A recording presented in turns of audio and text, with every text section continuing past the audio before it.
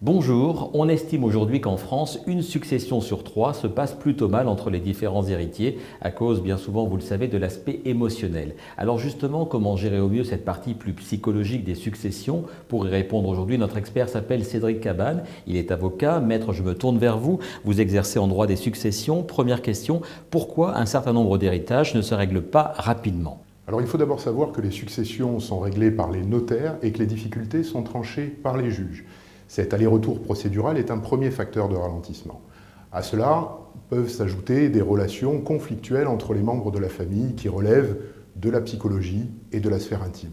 Outre la tristesse liée à la perte d'un parent, il y a aussi l'angoisse de vieillir soi-même. On devient le prochain qui partira.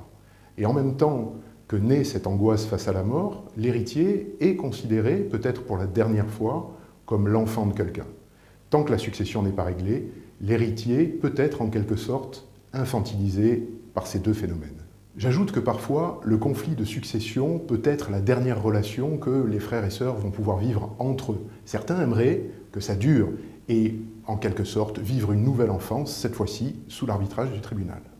Alors on le voit, beaucoup de facteurs psychologiques interfèrent dans les successions. Concrètement, comment cela se manifeste-t-il dans les procédures? Alors il arrive par exemple que les héritiers se fassent une véritable guerre judiciaire autour d'un meuble ou d'un immeuble sans grande valeur.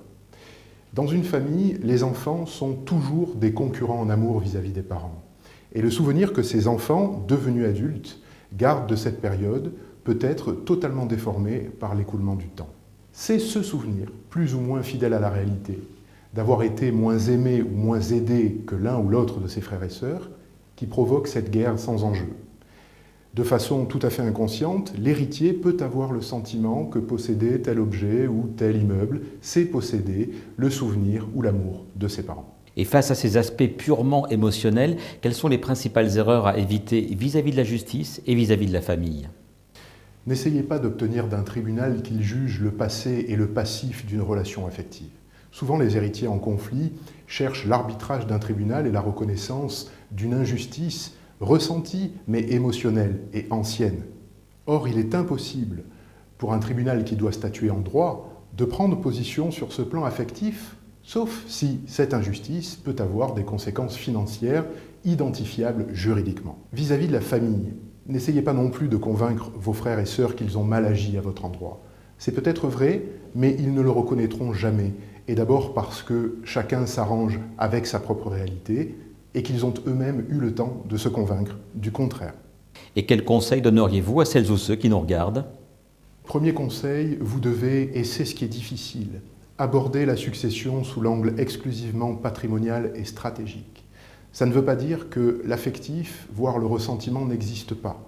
Ça veut dire que les comptes qui sont à faire en matière de succession sont des comptes financiers. Et pour être encore plus clair, ça veut dire qu'il va falloir traduire dans la langue de l'argent le résultat de toute une vie de famille. Deuxième conseil, privilégiez autant que possible l'écoute et le dialogue. Troisième conseil, si vous êtes parent, préparez et anticipez votre succession. Établissez régulièrement des bilans de votre patrimoine. Tenez-vous informé des évolutions fiscales. Comptabilisez bien les avantages que vous avez pu accorder à l'un ou l'autre de vos enfants et tenez-les informés autant que faire se peut. Cela vous évitera bon nombre de contestations.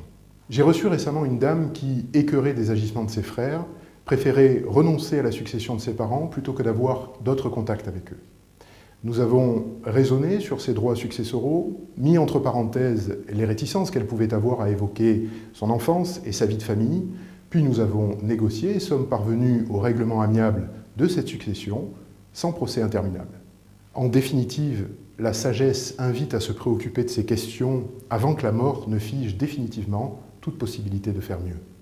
D'où l'intérêt, comme toujours, d'avoir recours au conseil d'un expert. Maître Cédric Cabane, je vous remercie. Tous ces conseils et bien d'autres, vous les retrouvez sur le site ledroitpourmoi.fr.